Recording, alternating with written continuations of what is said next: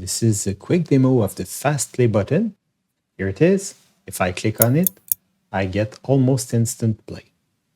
By comparison, if I use the regular play button here, I click and then I wait. It has to reload the domain and scene, which takes some time. Okay. By the way, this button, it can be hidden or shown by right-clicking in the toolbar.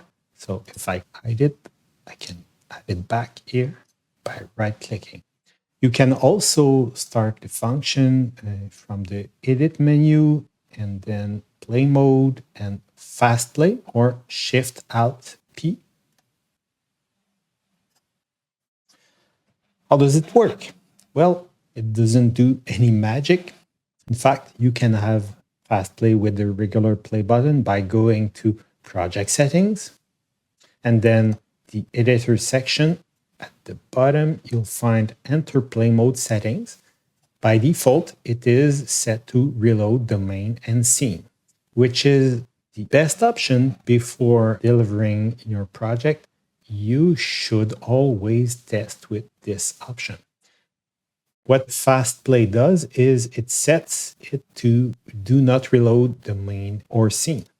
If I do this option and then I click on play, you can see that it plays instantly also. However, I don't recommend playing around with this because it's not very easy to do it. By comparison, if I click on the fast play button and you look at the settings, you'll see it will change to do not reload and back to reload domain and scene. I have to say that there are some drawbacks. The main one is about static variables, which is noted here. They persist between plays. So if I click again, here, look at my fish count. Every time I click on fast play, it continues from where it was, which is not what I wanted. If I click on play, because it reloads domain, it will be reset. But there is a way to reset your variables from code. Let me show you here. I created an example and I will just uncomment that.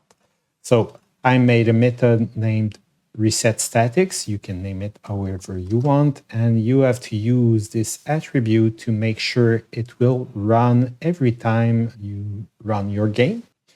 So with the RuntimeInitializeOnLoadMethod, and I just reset my counter. So I save that. I'll go back. By the way, when you change your script, even with fastplay, you'll have to wait for the script to reload. Now, if I click on it, you can see that it starts from 0. If I stop it and I click again, it starts from 0. Okay, hope you like it. Bye.